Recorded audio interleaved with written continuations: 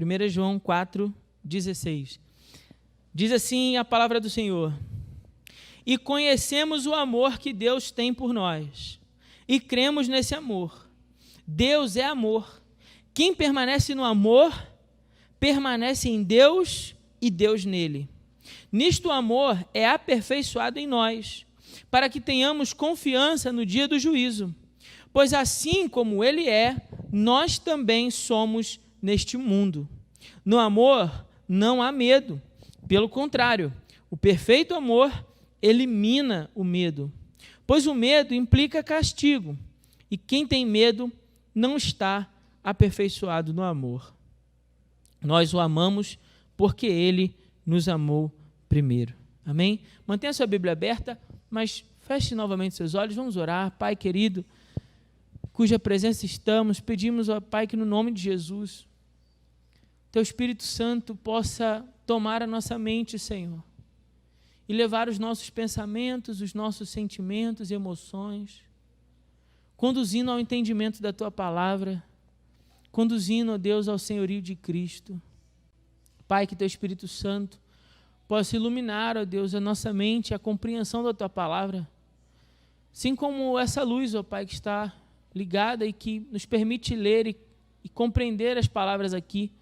Teu Espírito Santo possa também iluminar a nossa mente, nos livrar dos escuros tenebrosos das nossas almas, do medo, Senhor, e nos conduzir ao pleno conhecimento da verdade que é Cristo Jesus. Nos ajuda nessa noite, Pai. Reconhecemos que somos limitados diante do Senhor. Pedimos que no nome de Jesus o Senhor nos dê da Tua graça. O Senhor derrame sobre nós uma porção do Teu Santo Espírito. Oramos assim com perdão dos nossos pecados e no nome de Jesus. Amém. Amém. Bom, amados irmãos, primeiro eu li com vocês alguns textos que eu gostaria que você guardasse. Gostaria que depois você anotasse esses versículos e meditasse sobre eles ao longo da sua semana, parasse para pensar um pouco nessas palavras e encontrasse nessas palavras toda a coragem que você precisa para vencer também os teus temores, amém? Então que você possa ir depois com calma ler novamente o capítulo 27 do livro de Salmo, o capítulo 41 do livro de Isaías, o capítulo 13 do livro de Hebreus e também esse capítulo 4 do livro de João. E nesse capítulo 4 é que nós vamos meditar nessa noite. Mas primeiro, para falar sobre como vencer o medo, eu preciso fazer uma distinção entre o que eu chamo de um medo paralisante, um sentimento negativo e ruim, que nos impede de viver plenamente a nossa vida, e o medo que é um medo até saudável, que é um medo positivo. Ué, pastor, tem medo positivo? Tem. Vou te dar um exemplo para você entender isso de uma forma muito simples. Veja quando você era criança, sua mãe falava assim, menino, não corre. Aí você corria. Menino, não corre, você corria de novo. Menino, não corre que você vai cair. Você ia lá e caía. Parecia que a sua mãe era profeta de Deus, né? Parecia que ela tinha o dom de adivinhação, que sabia que você ia cair. Na verdade, ela estava tentando te prevenir. O medo dela era que você se machucasse. E ela estava tentando te prevenir que isso acontecesse. Você correu e você caiu, a queda, né, trouxe algumas medalhas de bom comportamento, né? Alguns de nós têm várias marcas dessas medalhas que ganharam no joelho, nos cotovelos, né? Assim, você deve ter uma opção de marcas aí de bom comportamento, né? As medalhas. Você ganhou essas medalhas geraram em você um certo medo saudável. Que medo saudável é esse? É o medo da preservação da vida. Esse medo que você adquiriu por conta dessas artes, né? Do seu bom comportamento quando criança, digamos assim, né?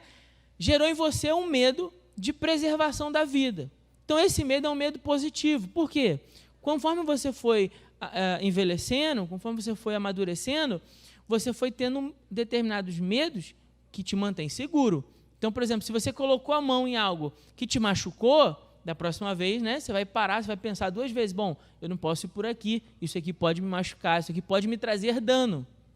Então, nesse sentido, o medo foi algo positivo, porque foi mostrando para você o que você deveria fazer para preservar a própria vida. Então, por isso que eu estou dizendo que, em certa medida, esse medo é positivo, não tem nada de errado nele, é até bom que ele exista, né? Então, ele te mantém atento, ele te mantém alerta, ele te faz perceber o perigo. Você está em algum lugar, tem alguma situação que está te deixando com medo, ou você está dirigindo, por exemplo, aquele medo, entre aspas, aí na estrada, né, aquela tensão que você fica, isso te mantém alerta, né, para que não haja nenhum acidente. Então, esse medo é positivo. Agora, o medo que nós precisamos trabalhar hoje aqui é aquele medo que ele é produto de sentimentos muito intensos e contínuos durante algum tempo, que chega ao ponto de paralisar a vida de alguém. Então, vou dar um outro exemplo, saindo de quando você era criança para talvez você na vida adulta. Você passa muito tempo assistindo televisão, por exemplo, telejornal. E você já me ouviu falar isso aqui no domingo passado, e não é à toa que eu vou bater de novo nessa tecla. Você vê uma porção de notícia, e no telejornal você sabe que parece que não tem nada de bom acontecendo no mundo. Só notícias de tragédia, é morte, é assassinato, é crime, é assalto, violência, violência, violência. E aquilo tudo vai ficando ali na sua mente. Você vai assistindo aquelas coisas, vai ficando. De repente, no meio da noite, você acorda o coração palpitando. Você tem a certeza naquele momento que você vai morrer. Você está tendo um ataque de pânico e não consegue entender o porquê está tendo esse ataque de pânico. Você tem a certeza absoluta, você começa a pedir socorro para os seus familiares, pelo amor de Deus, chama uma ambulância que eu vou morrer.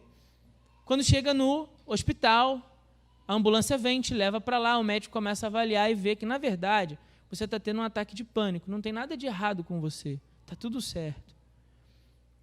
Te dar um dado positivo, já que eu toquei nesse problema, ninguém nunca morreu por um ataque de pânico, mas é o sentimento produzido pelo ataque de pânico que faz você achar que você vai morrer naquele momento.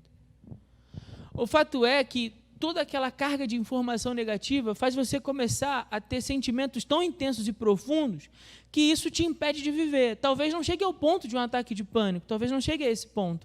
Mas uma situação mais comum é você evitar, por exemplo, sair à noite, porque você fica com medo, aquelas coisas ficam na sua cabeça. Se eu sair à noite, tem assalto, tem crime, tem violência, alguém vai lá e mata você por causa do seu celular. E aquilo tudo vai ficando na gente. E uma série de outros exemplos eu poderia dar, vão começando a nos impedir de viver, começam a nos travar, nos paralisar. E esse medo é um medo negativo, é um medo ruim, é um medo que precisa ser combatido, precisa ser administrado em nós. Porque senão esse medo nos impede de viver plenamente o presente. Você deixa de viver porque sente medo. Você deixa de sair, de passear porque sente medo que alguma coisa vai acontecer. Parece que você tem certeza que algo vai acontecer. Como eu disse aqui, né, no domingo passado, você começa a ter uma crise tão forte de ansiedade que você se projeta no futuro e tem certeza que se você sair, vai acontecer um problema. É como se você tivesse um sexto sentido, mas, na verdade, como eu disse, né, é o famoso e se ir acontecer. Só que você me ouviu dizer aqui que numa pesquisa, né, lá na Pensilvânia, 91% dos casos e se nunca vai acontecer. É só preocupação nossa, mas a gente tem medo, mas não vai acontecer. Não tem nada de errado. Agora, existem os medos, né, das fobias que são comuns, medo de cobra, medo de barata, tem mulher que tem medo de sapo, medo de rato, enfim, esse tipo de medo também aparece e faz parte da vida, né? As mulheres vão dizer, pastor, é preservação da vida, porque barata mata. Aquele bicho tem parte com o inimigo. A cobra tem parte com o inimigo, né? A toca estava lá no Éden, né? Brincadeira à parte. Não é dessas fobias também que eu quero falar hoje aqui.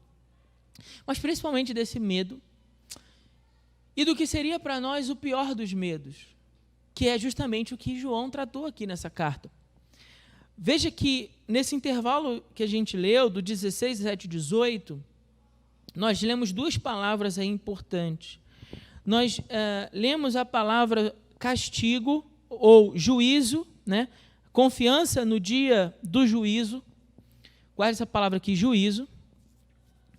E depois ele fala no versículo 18 que o amor elimina todo o medo. A palavra que aparece aqui no texto original, a Bíblia foi escrita em grego koiné.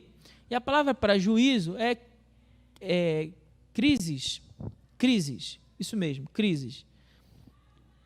Desculpa a minha gaguejada aqui, porque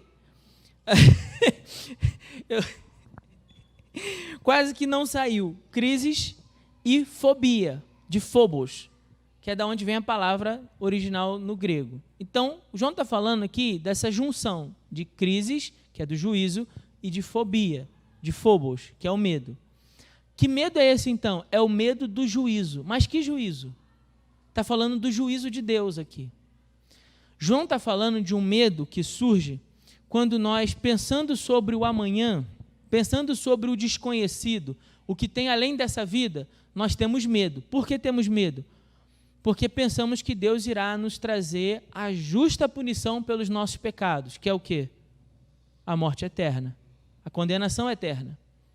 Então, nesse texto que nós lemos em João, João está falando de um medo muito específico. Que medo é esse? O medo de sermos condenados por Deus. É disso que João está falando aqui nessa carta. E aí João está falando para nós sobre como nós temos medo de sermos condenados por Deus no dia do juízo e que como o conhecimento do amor de Deus, a permanência em Deus e a experiência da vida cristã de vivermos continuamente na presença de Deus nos livra desse medo. E aí por que eu estou trazendo para esse momento agora como algo mais importante para nós? Porque a partir do momento, pense comigo, se você não tem medo de que quando você partir dessa vida, o dia que o Senhor Jesus te chamar, você não tem medo de ser condenado, pelo contrário, você tem a convicção, a confiança, a esperança de quando os teus olhos se fecharem nessa terra, você será recebido na glória com os portões das mansões celestiais abertos e recebido pelo seu Deus e Pai, como o pai recebe um filho que chega em casa, você vai ter medo da morte? Você não vai ter medo da morte, porque você tem confiança de que o seu Deus irá te guardar no último dia. Então, João tratou desse conhecimento do amor de Deus como o antídoto para aquilo que seria para nós o pior, o maior de todos os temores, que é o medo do juízo de Deus, de sermos condenados por Deus. Agora, eu quero compartilhar com você um outro pensamento, eu quero construir um outro raciocínio. Vamos aguardar esse texto por um momento e vamos dar um passo para trás novamente. Pensa comigo. De todas as coisas que a gente tem medo na vida, o desconhecido é um medo quase que sempre presente, é um medo quase que permanente. Só que esse medo do desconhecido, ele é um medo que se disfarça. Não sei se você já pensou nisso. Ele é um medo que coloca várias roupas ao longo da vida. Por exemplo, quando você era criança, sua mãe falava assim, filho, filha, vai buscar isso assim, assim, assim, lá atrás, no quintal. Aí você olhava assim para o quintal, tudo escuro lá atrás. Você falava, mãe, não vou não. Pode ir, menina, não tem nada não. Você, mãe, não vou. Mas não tem nada, não vou não. Por quê? O desconhecido te colocava medo. Na verdade, você hoje sabe que não tinha nada lá. Alguns titubearam, eu fiquei com medo agora. Você achava que tinha mesmo? Brincadeira. Mas voltando aqui, você tinha certeza que tinha alguma coisa lá, o desconhecido te colocava medo. E esse desconhecido se apresenta para nós quando a gente é criança pelo medo do escuro, por exemplo. Guarde esse exemplo aí que depois eu vou mostrar para você por que eu estou falando dele. Conforme a gente vai ficando mais velho, o medo do desconhecido ele não abandona a gente, ele só muda o disfarce. Ele continua lá, mas ele muda o disfarce para tentar pegar a gente de outra forma. Então, como é que ele agora aparece para nós na vida adulta? E a maioria de vocês aqui vai entender bem o que eu estou falando. Você não sabe o que vai acontecer amanhã. E aí eu vou resgatar o exemplo do domingo passado, se você não estava aqui. Na sexta-feira, a empresa anunciou que vai ter uma reunião, você vai ter uma conversa ali, individual, com o seu gerente lá do setor. Pronto. Você começa a ter o medo de que o que vai acontecer? Você vai ser mandado embora. Né? A gente falou disso aqui, a ansiedade toma conta, você tem certeza que você vai ser mandado embora. Dessa vez, Jesus amado, como é que eu vou pagar as contas, os boletos, as dívidas, Jesus? E aí você não conhece o que tem para o futuro, e por isso você teme. Outra situação, você vai sair para um lugar mas talvez esse lugar seja um pouco perigoso, e por não saber o que pode acontecer, o medo toma conta. O desconhecido, mais uma vez, se apresenta pelo medo, pela incerteza. O que vai acontecer? Só que esse medo desconhecido, ele é um bicho teimoso.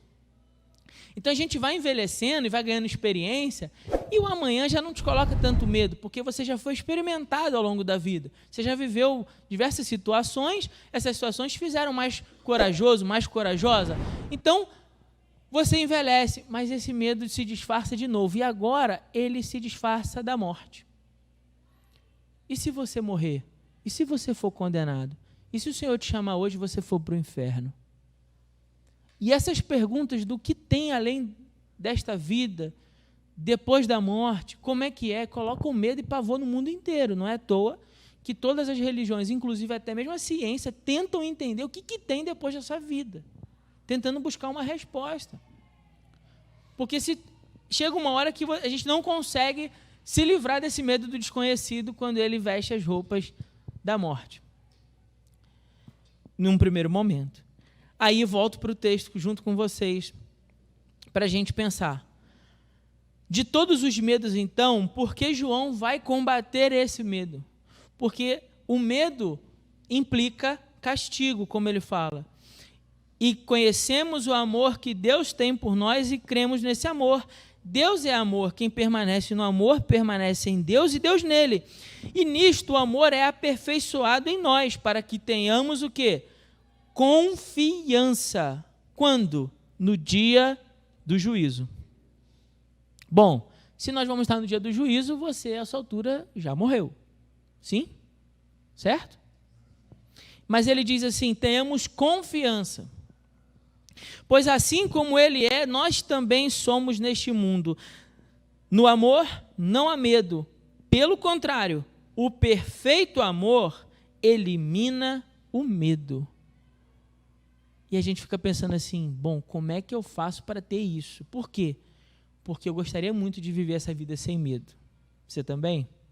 Eu gostaria muito de viver essa vida sendo o homem mais corajoso que eu pudesse ser, né?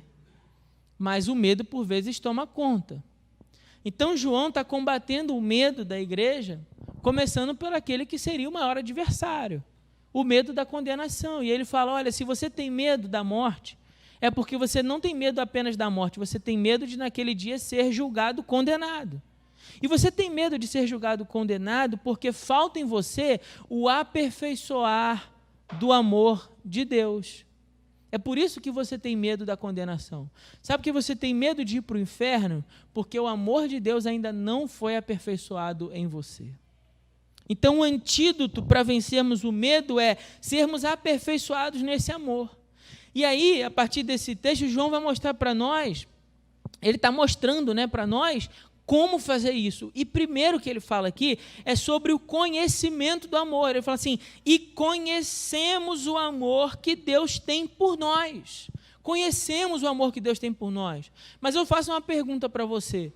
Todos nós conhecemos o amor que Deus tem por nós? Ou melhor dizendo, todas as pessoas no mundo conhecem o amor que Deus tem por nós? Sim ou não? Não. Então a falta do conhecimento desse amor me põe medo.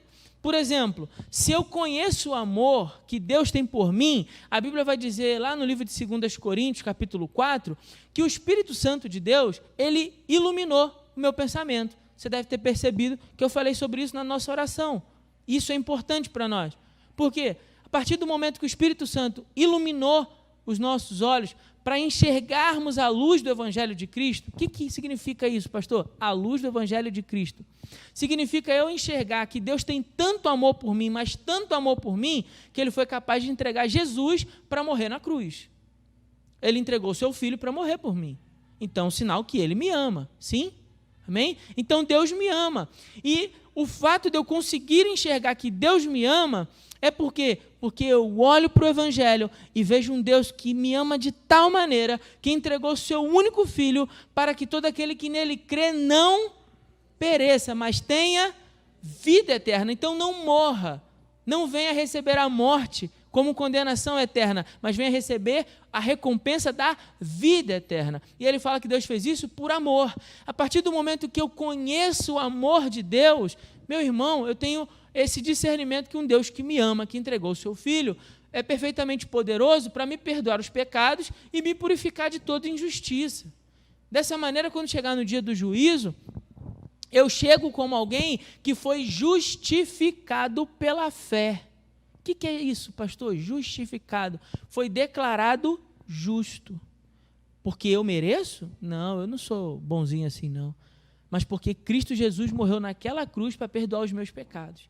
Então, quando eu chego e me apresento no dia do juízo, e todos nós vamos nos apresentar no dia do juízo, tá certo? Estou falando isso porque, às vezes, o irmão da igreja tem essa dúvida. A igreja também passa pelo juízo. Só que ela passa pelo juízo não para a condenação eterna, mas para a justificação eterna. Então, naquele dia nós nos apresentamos, mas somos declarados inocentes. Ah, pastor, já sei, né? De repente as pessoas que vão assistir esse vídeo, o pastor está falando que as pessoas da igreja são tudo boazinhas. Não, não é isso. É porque os méritos naquele dia não são os méritos do Felipe, são os méritos que Jesus alcançou naquela cruz. E é por isso, então, que nós somos declarados justos. Quando eu conheço a Deus, quando eu conheço que existe um Criador, que existe um Deus poderoso, como eu falei aqui domingo passado, Criador do céu, da terra, que sustenta a minha vida de todas as formas, Ele cuida de mim, Ele me guarda, Ele me protege, Ele está guiando os meus dias, eu não preciso me preocupar, porque existe um trono que governa o universo, e que esse trono está ocupado por esse Deus Todo-Poderoso. Quando eu conheço isso, esse conhecimento vai fazendo ir embora todo o medo. Por quê? Porque eu sei que Deus está comigo. Eu li alguns versículos, e eu fiz isso de propósito. Os irmãos aqui da igreja sabem que a gente não costuma fazer isso, mas por que eu li esses versículos no início da minha mensagem? Para você perceber como Deus fala para nós, que nos toma pela mão, que está junto conosco, que está cuidando de nós, que ainda que o homem maligno tente tirar a nossa vida, Deus está nos guardando, o homem sanguinário, o homem violento, Deus está nos protegendo. O conhecimento disso que vem pela palavra de Deus, isso é um antídoto para a minha alma. Depois... aliás, eu até separei aqui um comentário para compartilhar com os irmãos. Existe um biblicista, um comentarista bíblico, um estudioso da palavra muito famoso, chamado Russell Shedd. E Russell Shedd, certa vez, escreveu um comentário sobre esse texto que a gente acabou de ler. Em João, ele diz assim: o amor é o antídoto para o medo, o antídoto para o temor. Por isso que eu estou usando essa expressão aqui. Onde há amor aperfeiçoado, o próprio terror da morte desvanece. Onde o amor é aperfeiçoado, o terror da morte se desvai. O que é amplamente demonstrado pelos mártires da igreja. O que são os mártires da igreja, pastor? São aqueles grandes homens e mulheres de Deus que enfrentaram os perigos mortais, por exemplo, lá no Coliseu, foram jogados no Coliseu para serem comidos pelas feras. E a igreja se perguntava por que essas pessoas não têm medo.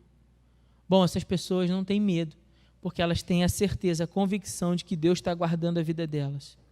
E elas foram capazes de enfrentar o medo da morte, porque sabiam que Deus os amava e que os acolheria nos seus braços eternamente, caso o pior viesse a acontecer. Olha que palavra maravilhosa. Eu ando nessa vida confiante de que ainda que o pior aconteça, o Senhor vai me guardar. Esse é um conhecimento do amor de Deus. Esse é um antídoto que vence o medo em nós. Mas João não parou por aí, porque ele falou para nós sobre a permanência em Deus. Permanência em Deus. O que significa isso? Permanecer em Deus. João, ao longo da sua carta, fala sobre nós vivermos continuamente buscando a Deus. Então, veja, no primeiro momento, eu conhecia Deus, e o conhecimento de Deus me ajuda a vencer. Agora eu não paro por aí, eu continuo crescendo com Deus. Então eu vou caminhando com Deus, eu vou abandonando o pecado e a velha vida para viver uma vida nova na presença de Deus. E quando eu vou fazendo isso, quando eu vou buscando a Deus e buscando viver na presença de Deus, Deus fala a palavra que diz, permanecemos no amor, quem permanece no amor, permanece em Deus. Então, nós permanecemos no amor e permanecemos em Deus. E Deus nele, ou seja, Deus em nós. Jesus é o Deus conosco, o Deus que saiu lá do céu para morar dentro de nós, o Emanuel, Deus conosco. Então, ele fala assim, ó, a partir do momento que nós permanecemos no amor, você vai caminhando essa vida, vivendo na presença de Deus, você vai vencendo o medo também. Por quê? Porque a consciência... Guarde isso, olha, preste atenção nisso aqui, que isso é uma joia, uma pepita, uma pérola para você guardar. A consciência da presença de Deus nos faz vencer o medo. A consciência da presença. Porque veja só, eu posso dizer para você, nós lemos Isaías, e Isaías disse para nós, o próprio Deus falando, eu te tomo pela tua mão direita e te digo o quê? Não temas, eu te tomo pela tua mão direita e te digo, não. O próprio Deus falando para nós, eu te tomo pela tua mão direita e te digo o quê? Não temas. O próprio Deus está lá. Eu tomei conhecimento que essa palavra existe, ok? Mas eu estou falando da consciência de que isso é verdade. Dá para perceber a diferença? Uma coisa é eu ser informado disso. Outra coisa é eu perceber que isso é verdade. E aqui eu vou te dar um exemplo. A casa onde eu moro tem um corredor comprido e a cozinha fica no final desse corredor. E certa vez o meu filho, que hoje, né, ontem fez 5 anos, o Benjamin fez 5 anos, ele queria buscar alguma coisa na cozinha. Pode parecer bobo, mas guarde essa história aí que vai ajudar você a entender isso. Assim como me ajudou também. E ele queria buscar uma coisa na cozinha, porém, estava escuro. E aí ele ficou com medo. Falei, vai lá. Não, papai, está escuro. Pode ir, não tem nada. Aí ficou aquela coisa que você já sabe, né? Vai, não vai, está com medo. Eu querendo que ele vencesse o medo. Olha só. Aí eu falei assim, então vamos lá, que eu vou junto com você. Me dá aqui a mão. Me dá aqui a sua mão. Peguei a mãozinha dele e fui com ele pelo corredor até a cozinha. Eu não acendi a luz. Quando eu cheguei na porta da cozinha, ele já se antecipou.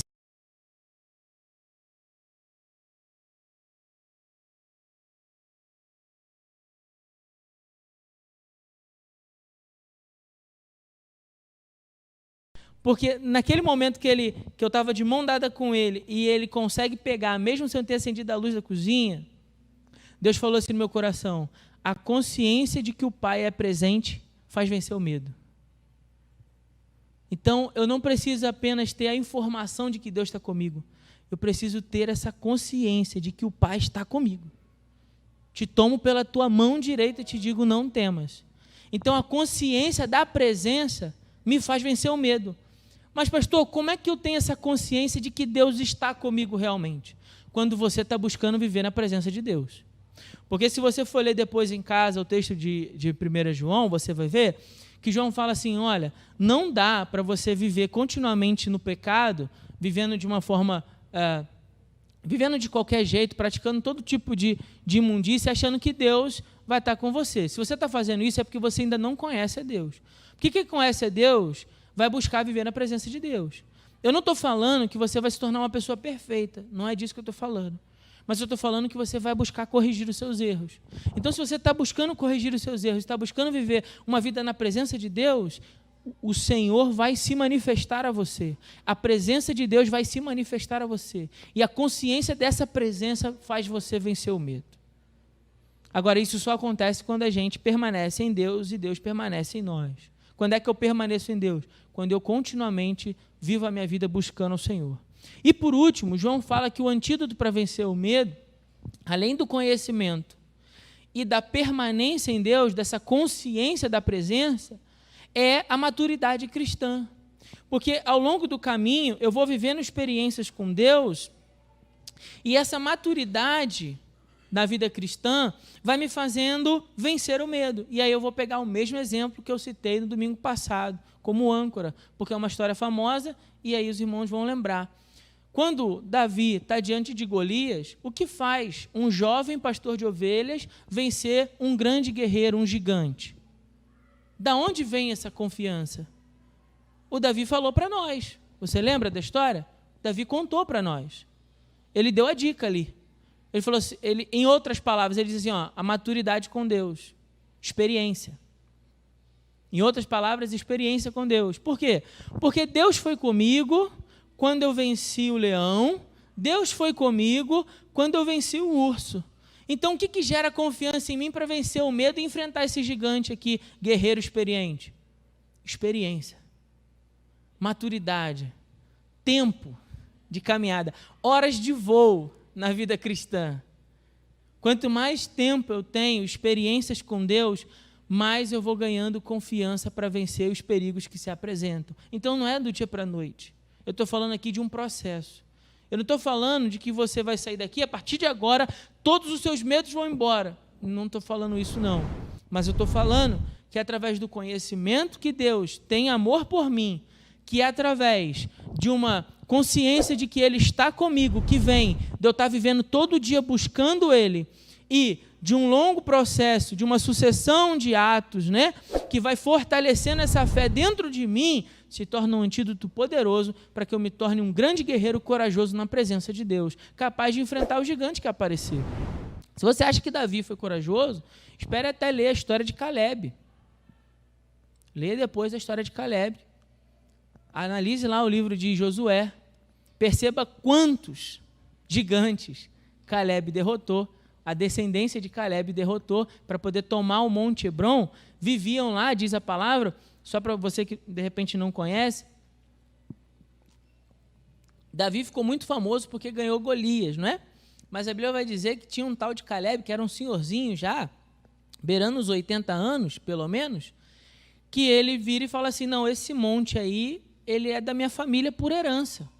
Então Josué, que era o comandante das tropas, me manda para lá, para eu tomar o monte. Você fala assim, ué, como é que é? O velhinho está querendo ir lá e brigar com todo mundo para tomar o monte? É. Quem é que mora lá? Os descendentes de Anak, diz a palavra. E Anak foi o homem, o maior gigante que já viveu nessa terra. A Bíblia vai dizer que a sua cama tinha mais de 5 metros e era feita de ferro. Mais de 5 metros, uma cama de ferro, imagina. E esse homem, porque tem conhecimento do amor de Deus, porque tem consciência da presença, Deus está conosco. E porque ele tem horas de voo, ele tem uma vida na presença de Deus, faz ele olhar para aquele monte e dizer assim, eu vou lá e vou derrotar todo mundo e vou tomar aquela terra toda lá para a minha família, tenho certeza disso. Por que esse homem tem tanta certeza? Experiência na fé cristã. Não tem outro caminho. A fé cristã e a coragem na vida com Deus, ela se constrói a partir do momento em que Deus vai colocando desafios para você. Deus coloca um leão, você vai lá e enfrenta. Aí Deus coloca um urso, que é um animal um pouco maior, você vai lá e enfrenta. Aí Deus coloca um gigante, você vai lá e derrota. Aí você vai se tornando um homem, uma mulher de Deus mais corajoso para enfrentar os gigantes dessa vida. Amados, eu encerro aqui fazendo a seguinte observação. Por que eu venço o medo? Por que você deve vencer o medo? Primeiro, porque você deve confiar que Deus cuida de você. Por que você deve confiar, ainda que venham as crises, as emoções intensas que te tomam de medo e te paralisam? Você deve aprender a confiar que Deus está cuidando de você. Nada de mal vai te acontecer, o Senhor está cuidando de você. Segundo, eu venço o medo porque confio de que não apenas Deus me ama e cuida de mim, como Ele está comigo. Ele está presente. Ele não é um Deus lá longe, Ele é um Deus aqui dentro. E essa confiança é que faz eu vencer o medo. E segundo, eu confio que o seu amor me guardará no último dia. Eu confio que quando chegar o último dia, eu vou ser recebido na glória, como um pai recebe um filho. Eu não serei condenado. Eu não vou chegar lá na glória e os portões celestiais serão fechados, não. Eu serei recebido, como o pai recebe um filho a quem ama. Então, se eu tenho essa convicção, eu preciso ter essa confiança, essa esperança, que me faz vencer o medo, que me faz vencer os desafios do dia a dia. Creia nisso, o Senhor é teu amigo. O Senhor é teu pai, Ele te ama, Ele cuida de você. Não tem mal nenhum no escuro. Não tem mal nenhum no dia de amanhã. Não existe condenação para aqueles que foram lavados e remidos pelo sangue de Jesus. Então confie em Deus e deixe que a presença do Senhor te dê um espírito de coragem, de ousadia. A palavra de Deus fala que Deus não nos deu um espírito de covardia, mas um espírito de poder, de amor e de moderação. Isso está lá em 2 Timóteo, capítulo 1, versículo 7. Se for necessário, escreve esses versículos e coloca lá, na porta da sua geladeira para você ler todo dia, até que o medo se vá, até que as preocupações do que será amanhã possam ser suprimidas pelo antídoto, pelo remédio que é a palavra de Deus. Amém? Bom, meu irmão, se você chegou até aqui nesse vídeo, eu quero te fazer uma pergunta. Alguma vez você já foi convidado para pregar e você ficou perdido sem saber como se preparar, como preparar o seu sermão? Ou de repente você até escolheu o texto, você orou, né? E escolheu o texto, mas depois, quando você ficou diante do papel, você ficou travado, sem conseguir ali desenvolver e organizar as ideias para te ajudar no momento que você estivesse na frente da igreja para entregar o seu sermão? Se alguma vez já aconteceu isso com você, eu quero convidar você a participar do meu curso chamado Curso Cartilha do Pregador. É um treinamento online para capacitar você, para te oferecer ferramentas para a construção do seu sermão ou do seu estudo bíblico. E não só isso, não. Você vai aprender essas ferramentas e você vai aprender a como apresentar o seu sermão com muito mais desenvoltura para os seus ouvintes. Se você também se interessa por isso e você quer se aperfeiçoar para realizar o seu ministério com ainda mais excelência, clica no link abaixo desse vídeo aqui na descrição e eu te vejo na nossa primeira aula. Um grande abraço e que Deus te abençoe.